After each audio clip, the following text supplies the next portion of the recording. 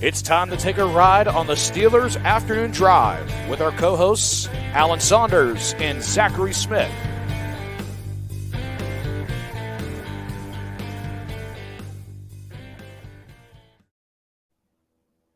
If you guys ever come in and just wondering what's going on when that first stops playing, we're just enjoying the song that much. It's so good. It's so good.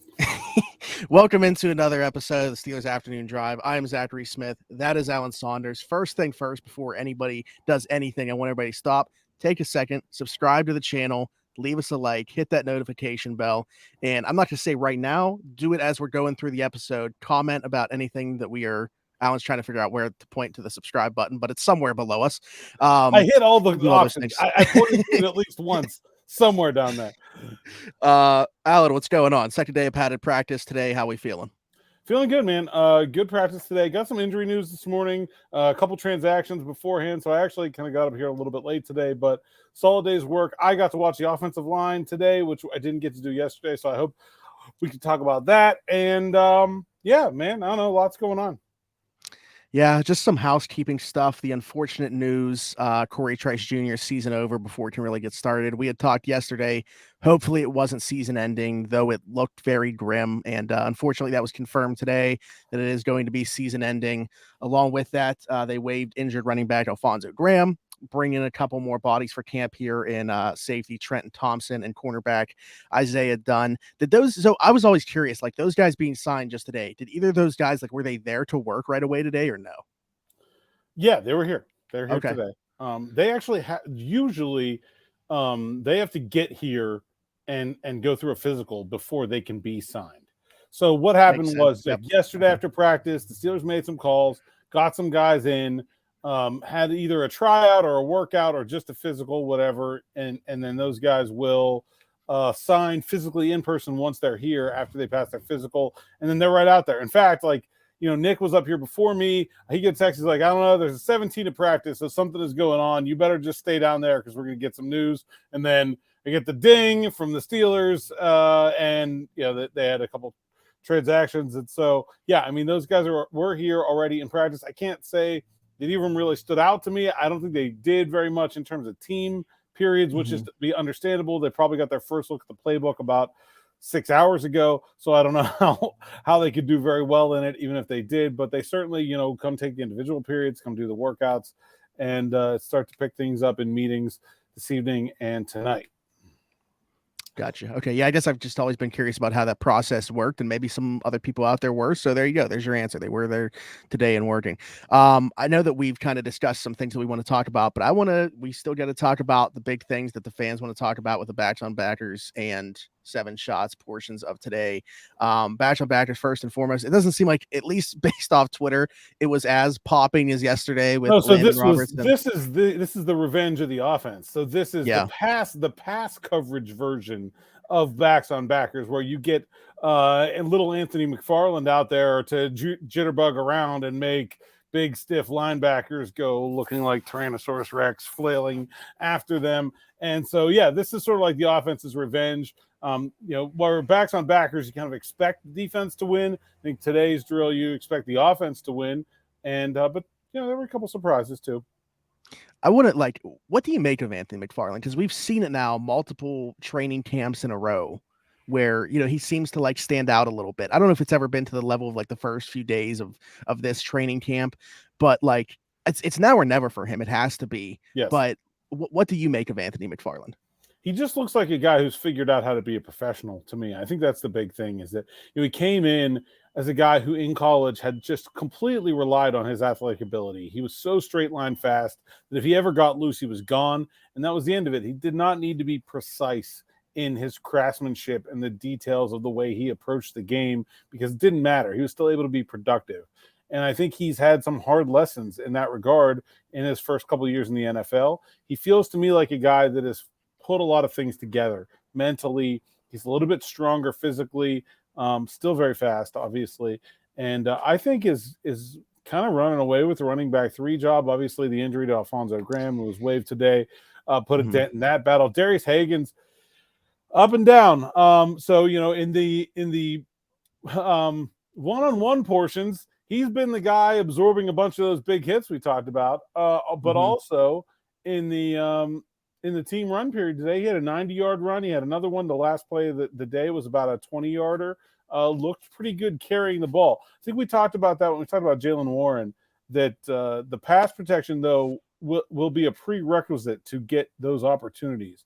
And I think you're seeing from Anthony McFarland, his success in those one-on-one drills both ways is why he's going to get those chances. I think he's as close to a lock as there is at this point. Maybe that's a spot they could go look to add if somebody gets cut, try to bring in a more experienced guy or something like that. But I think they feel very comfortable with him as their third running back. Bring back in I don't think, did he end up signing? He visited somewhere. Benny Snell. I don't think he ended up signing anywhere. Benny is still available. So he's still out there. Master Teague is still available. Maybe pretty sure Kalen Ballage is still around. Like the old running backs never die. They just kick around for years. And there's a bunch of them out there.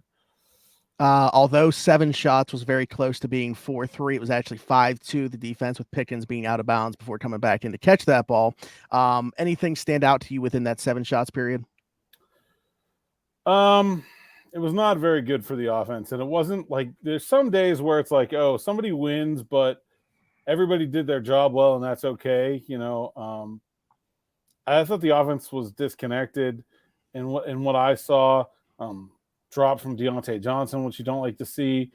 The one touchdown, that looked pretty nice was Washington, kind of in traffic, but it didn't look like it was super smooth from the offense. And there's going to be those days over the course of a long camp, but they were very good yesterday. And so I thought that was a bit of a step back for the offense, and not just because the defense was awesome. You can, if you want to assign grades, it's wins and losses is probably not the right way to go about it, right? It's like who had A plays and who had B plays and who had F plays, right? There were not very many A plays for the Steelers offense today, and you can have an A play even when you get beat. But that was not what we saw from the offense today.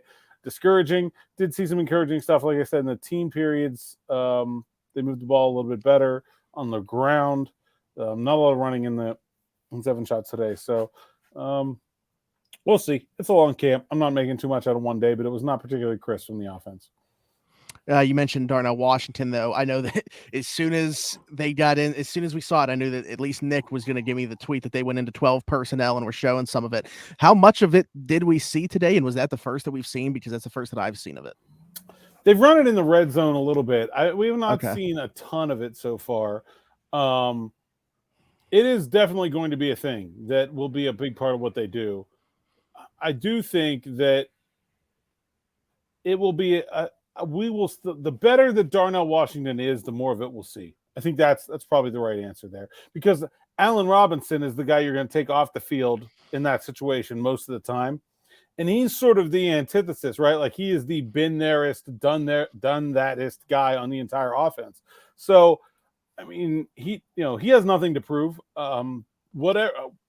However many reps Darnell Washington deserves, that's how much they'll play 2 tight end, basically. I mean, they'll do it in short yardage, and they'll do it in certain packages as well, where they played Zach Gentry last year. But I think we'll see more 2 tight end. I think it can be a good personnel grouping for them, especially if that means that Pat Freiermuth is not actually a tight end, where he's off the line, out in space, where I think he can really take advantage of some mismatches. I've seen him covered by cornerbacks more in this camp than I have all of the entirety of his career.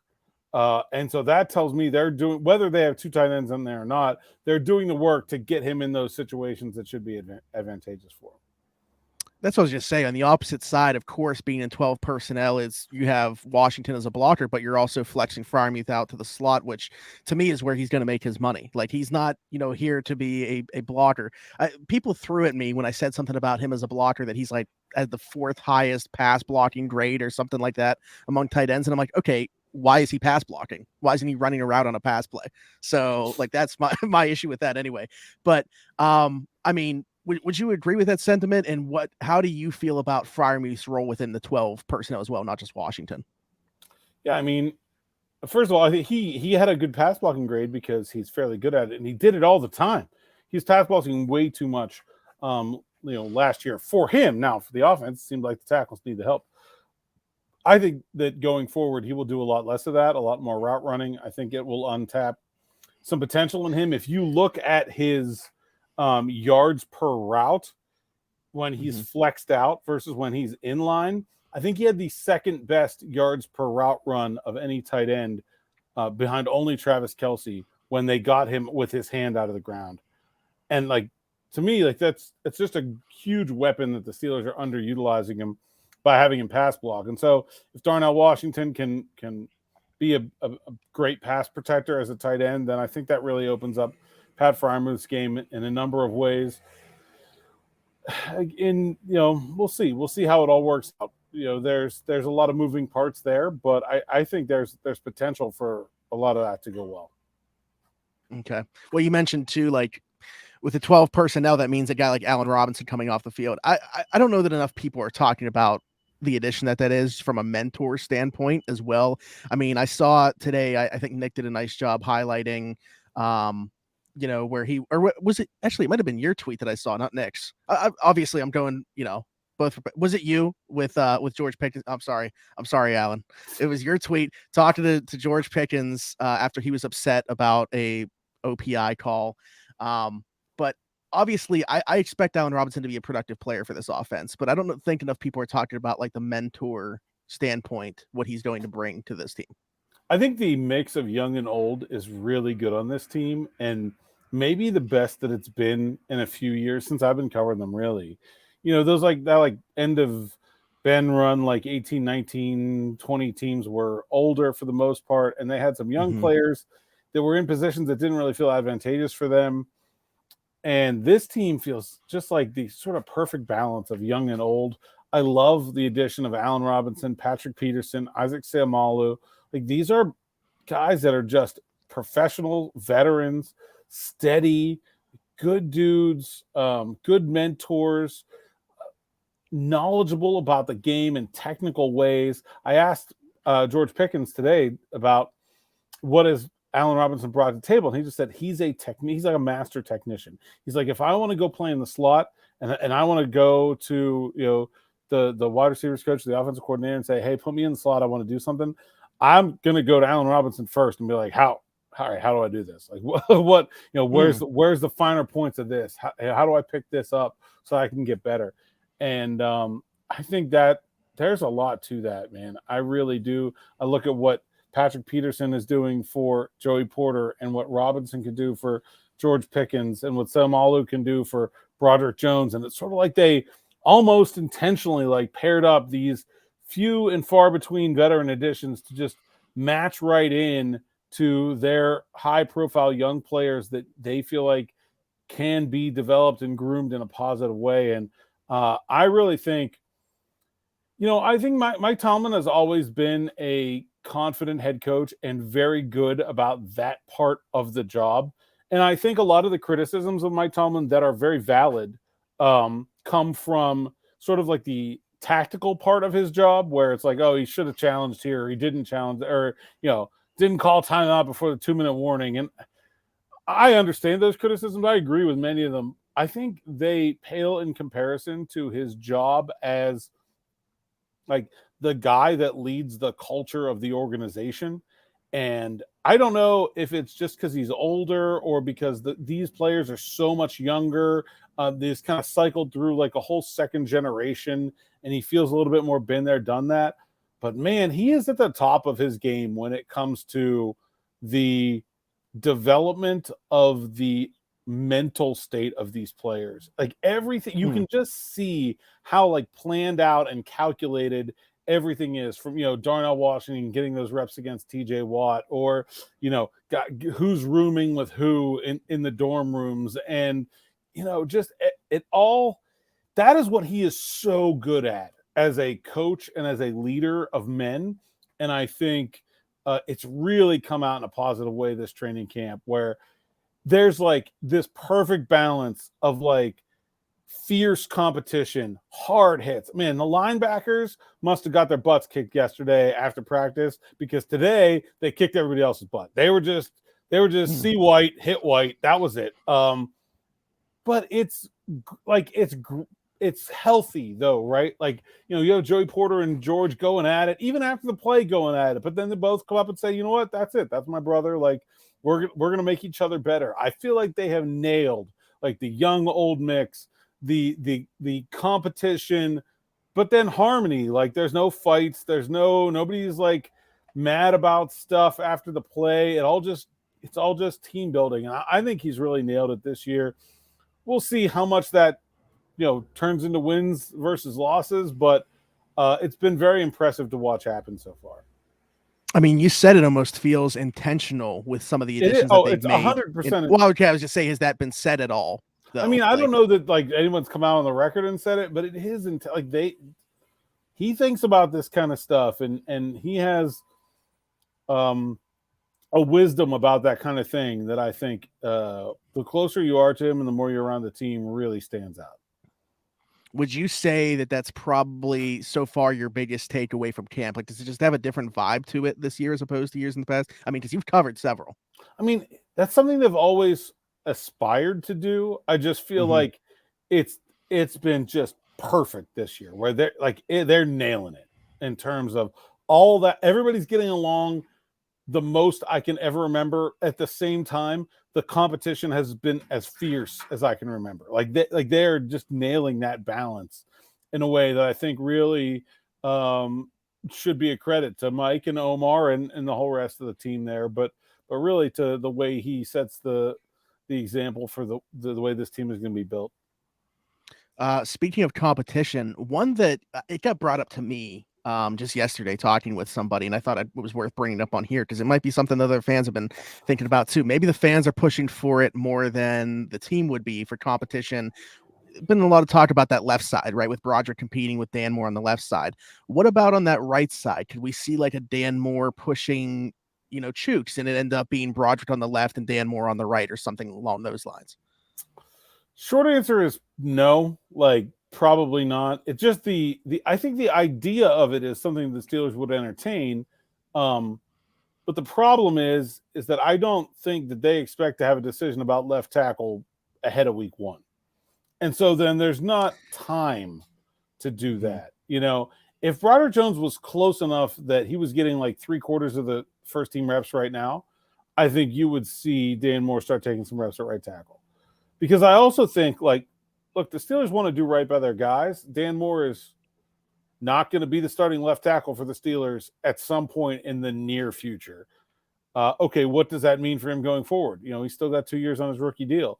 Well, they should probably get him ready to play somewhere else, right? And so I think at some point we are going to see him go over there for some reps, because the other thing I'll say is, if week 1, Chuks goes down, the plan is going to be Dan Moore goes to the right side and Jones will play the left, because you'll want the rookie to play where he has been, and you will want the veteran to have to be the uncomfortable one. So I expect to see Dan go over there and get some reps at right tackle just as their backup plan, but I don't expect there to be any kind of competition right now. The way I see it is if Dan Moore loses this battle with Broderick Jones, they'll set up him to battle Chuks next year, or maybe Chuks' cap hit is substantial. Maybe that will play into it, where he could be a trade or a cut option over the offseason, or a restructure or something like that. But I think that's probably where we're headed for Dan Moore in 2024. But I don't see it happening fast enough in time to have a battle at right tackle this training camp. That you answered my follow-up question, because it was going to be, are we having this conversation, a year too early about that right tackle spot? Yeah, I think so. Yeah. Okay. Let's talk about the offensive line, though, because I did get over there today, and I do want to talk about those guys. And was very interested in sort of piggybacking off the conversation we had about Tomlin, is who goes against who. I love that part of this conversation. Broderick Jones has got heavy doses of Marcus Golden so far this year, and I like that matchup because he's a crafty guy. He's very fast. He brings the kind of things that are going to give him difficulty in pass blocking. But I was really trying to take some notes about who went against who all the time, and what those kind of matchups say about where people are. And Isaac Seumalo and Cam Hayward, it's yep, that makes sense. Those are the same guy, right? That's two clash of the Titans right there, right? Yeah, that's but awesome. then, I think we got some other ones that I think like Braden Fehoko against Kendrick Green. That one stood out to me. I was like, okay. We got Keanu Benton against Mason Cole. We got DeMarvin Leal against Nate Herbig. And then you see, some of those guys down the roster, every once in a while they'll, the turns don't line up or whatever, and they'll get a shot against one of those better guys. I think I saw like Ryan McCollum against Isaiah Loudermilk, which, okay, those guys are, I guess, close, but Loudermilk's a guy that's played a lot for the Steelers, and McCollum has not. And McCollum really finished that rep hard and got a good win, and that was like a little, fist bump. And you can see that, like, that's all part of this team building thing, but it's very fun to watch, like, who gets who and that kind of thing. So, that was I was Nick Herbig has been going against LaRaven Clark, and it is time for him to get a tougher opponent because he has just been I don't know the name. I should really find out the name of the, like, ball boy or assistant equipment manager, whatever call him, that, like, serves as the quarterback for those drills. But he's been very well acquainted with Nick Herbig so far. Like, they're buddies at this point. They know what cologne each other wear. Yeah. Yeah, that's exactly right. That's exactly what I said. Is that new? Oh, very nice. Yeah, on his way by. Yeah, Nick Herbig has graduated from LaRaven Clark. He needs a tougher opponent. And, you like to see that from a guy who's a rookie fourth rounder. So maybe we'll see him against Broderick Jones. I'd be interested in seeing that. But that's really fun to watch. That's one of my favorite drills to go really sink into and absorb. Well, I'm glad that you brought those guys up because, kind of going, although I did see Levi Wallace's name with a pass breakup today. I mentioned yesterday I hadn't seen his name at all. We haven't really, seen much of Cam Hayward's name or Isaac Seumalo. Granted, they don't necessarily play positions that are going to pop off the page and very interesting to tweet about, but we just haven't, seen those guys' names yet. So I'm glad to give them some shine. But anything they had a great rep against one another where it was like Seumalo stood him up and really got, like, some good leverage underneath him, and Cam just, like, I don't know, like, grizzly beared him straight backwards anyway, even though, like, he was totally out of leverage, like, pads up in the air, like, not where he wanted to be. And he just kind of put his hands up and just man strengthened them back into the quarterback. And those guys are fun. As far as other guys in that drill, DeMarvin Leal is a fun guy to watch. He brings I'd say, like, he's probably one of the least consistent guys in those drills because he plays two positions, and I think he just has a lot going on. Sometimes, the planning doesn't quite work out where, like, he'll just get buried. But then he has this combination of size and athleticism that he can also Nate Herbig put him into the ground pretty good today. And then he went right back, and Leal kind of got him on an inside move, which as a guard, you really don't want to give up inside moves. And so I think that's been fun to watch, and I've really been appreciative of Braden Fehoko. He doesn't do that much in the pass rush drills, but man, run periods, he's solid. He's real solid. Yeah, Nick highlighted him today. I haven't heard much of him, but I mean, that's going to be a guy, looking back at the last few seasons with the Steelers having issues stopping the run. I mean, that's, a guy that you hope can help solve that problem a little bit. So obviously like to hear that he's doing well there. Yeah. And I think Keanu Benton is coming along. He's been a little quieter than I think maybe I expected, but nose tackles don't exactly make a lot of noise. That's not really the nature of the beast. And we haven't seen a ton of, like, full on, like, sub package defense to the point where, like, they would get to the second and third rep guys. So probably still waiting to see a little bit of how much they're going to use him besides nose tackle. But he's just such a giant athlete. Somebody called him a dancing bear. I think it was Carl Dunbar, the defensive line coach.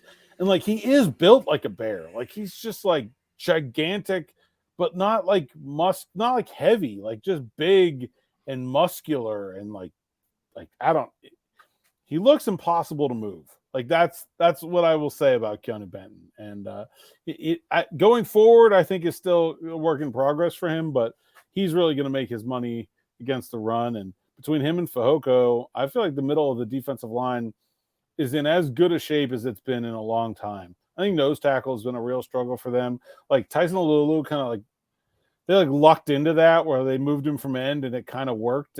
But they have not really like had a guy that was their nose tackle they were happy to have since. And even Javon Hargrave, like, he is a really good player, but he is not really the body type that the Steelers absolutely want to play at nose tackle. He's the opposite of Benton, right? He's smaller and athletic and can get upfield after the passer, but against double teams, probably not what they're looking for. I think they really have two guys now that they feel very happy with about just being a nose tackle and go out there and take up space and anchor the middle of that offensive line. If you think back to last season, excuse me, they lost 2 games where they needed to stop from their run defense in the fourth quarter. Winnable games against New England and the home game against Baltimore, where if they got one more stop from their run defense, that might have been one more chance for Kenny Pickett to add to his list of, fourth quarter game-winning drives. Like, when you have a quarterback that can do that, getting the ball back at the end of the game becomes so important. And I think they seriously identified that as a weakness and taken some steps to rectify it. Good. Obviously, love to hear that. I want to ask you about Alex Highsmith too, because it seems like he's kind of even somehow taken it to another level this year in training camp. And I don't know there's ever going to be a question for him, but coming off getting that payday for him to still be improving as a player, what have you seen from him? Would you agree with that sentiment that he looks like he's even a better player this training camp than he has in the past? I don't know if he's better. He looks more confident. I think that's the thing that I really am getting from him. Okay. Is that, like, he's a guy that is very experimental about the things he want to do.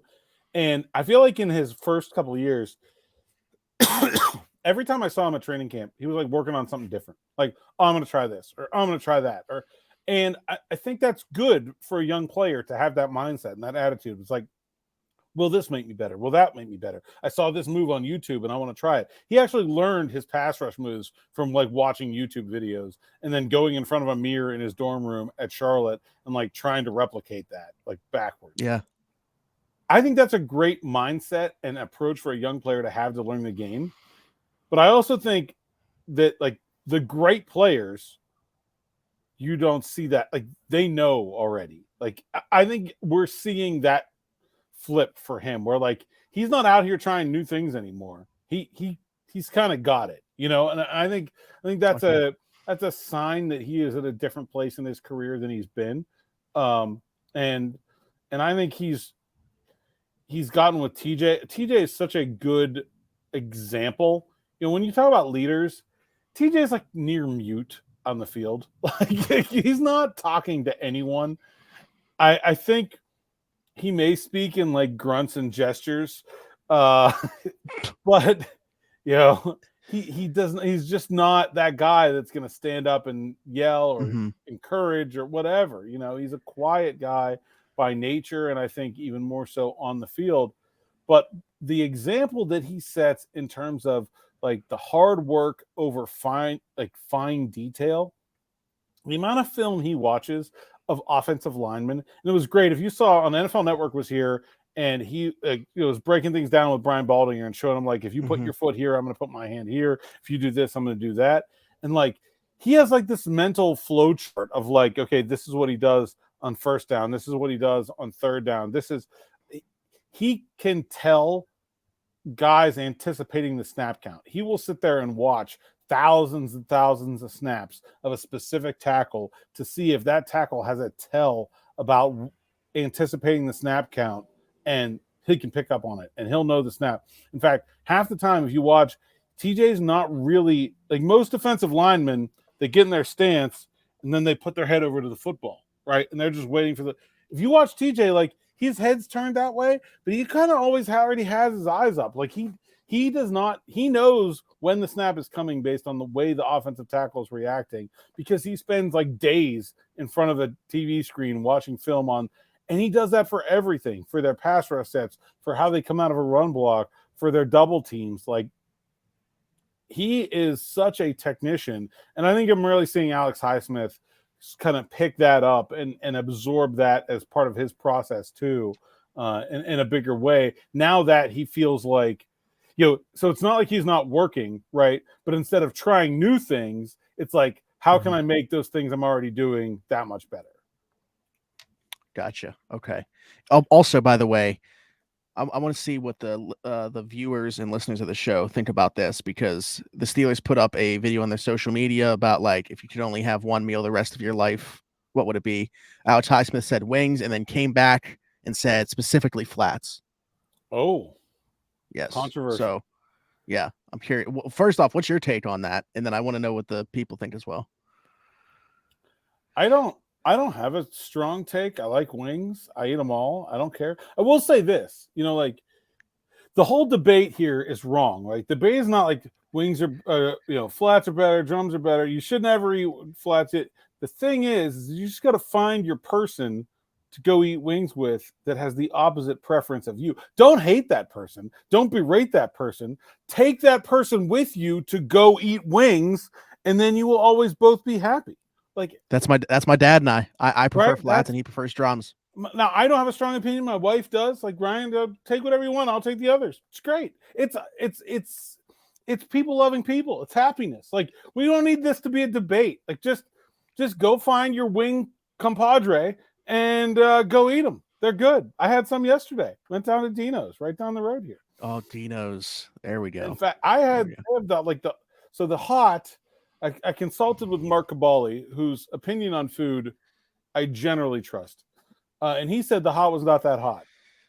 And so I was like, all right, I'm going one step above the hot, which they called the Lewis. And it was tasty. It was hot. I am an enjoyer of spicy food. There was some sweat occurring. Like, it was hot, but it was very good. We did not have a great experience with the Lewis this morning. Let's just leave it. We will not be repeating that error again this training camp. But yeah, that's good. Dino's, great wing spot. Go there, eat wings. Beware of the very, very spicy ones. Okay, there we go. And find your flats drums favorite partner and go with them, because it's great. Yes, who doesn't absolutely. Like wings? You mentioned to me that you found a needle in a haystack with a Mike Tomlin quote. Oh, well, it was on what we were talking about. Mike Tomlin, if you ever, like, I don't know, do they make the Mike Tomlin post training camp like video available to the public? Do people watch that? Like, they watch like a after game press conference? I actually don't know. I know that they put out like a transcript or something of it, right? But like, I don't know that they. I'm not sure. They shouldn't, because it's not generally very good viewing. Usually, people like me come in and have all these like hypothetical or tell me about this, and Mike does not have any interest in entertaining any of it. Like, most of the time, you either get a one-word answer or you get a shut down the question kind of answer, and that's it. He has his talking points that he'll deliver at the beginning, and after that, like, you're pretty lucky if you get a good answer. But I asked him, like, what goes into your thought process about who you want to match up against who, and he gave me a very good lengthy answer about giving some insight on who he picks and how things go, like when guys move up and things like that. And it's a little, pat myself on the back. I was like, I got a good answer from Mike T today. It is on the YouTube, by the way. Oh, it is. Okay. They do put them on YouTube. Well, you can go listen to it and you can judge my question and his answer against the others, but I think mine was pretty solid. Right. Yeah. We don't keep score in our business, really. We keep other people's score, but there is no scoreboard for reporters. But if there was, it would be like Saunders won for today. I got a notebook and a pen right here. So from now on, we will be keeping score. I'm okay with that. On here. If the fans want to keep score, I will allow that. Okay, tell me when I win. Tell me when I lose. I'm fine with that. All right. Anything else?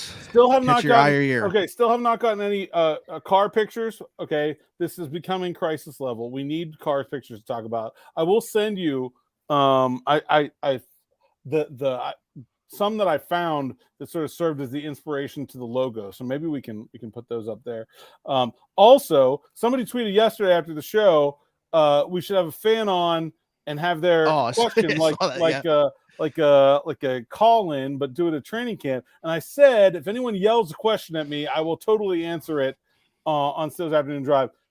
Oh, so reporter scorecard, Allen 1. Fan scorecard was fan 0 today. I got no questions shot at me. I'm wearing the brightest shirt I own, so like it's not like I could have blended into the crowd here today. Nobody shouted a question. Highly disappointed. I want to be assaulted verbally with questions We need about the Pittsburgh Steelers. Maybe you got to wear like neon or something. Like, listen, this is too much. I am 6'2", 270. That's a lot. That's way more neon. They don't even make neon in this size. Okay, like that's just it's not it. Me and like Lizzo. That's the only person this big that can pull off neon. All right. This has been a great episode. A lot of fun, as it always is. Alan, tell the people where they can find you. At @Saunders_PGH on Twitter. At PGH Steelers Now is the site. SteelersNow.com. Lots of fun stuff happening there. Go check it out. Myself, Nick, the whole team. Everything's going good. Happy. Going to go write some stuff right now. There we go. So don't miss it. I am Zachary Smith, PGH on everything. This is another episode of Steelers Afternoon Drive. Pittsburgh Steelers Now, SteelersNow.com. Be sure to subscribe, like, hit that notification bell, leave us a comment down below. If you're listening somewhere else, leave us a 5-star review, all that good stuff. We're on all the podcast apps now too. So if it's like Spotify, Apple Podcasts, you got it. Just search Steelers Afternoon Drive. We're in there. There you go. And that stuff will all be on the link tree as well. So all in one place for you to click on any platform that you want to listen to us on, or of course, watch us. Come look at us, our beautiful faces right on the YouTube as well. Until tomorrow, for Alan Saunders, I'm Zachary Smith, and we'll talk to you then. Bye-bye.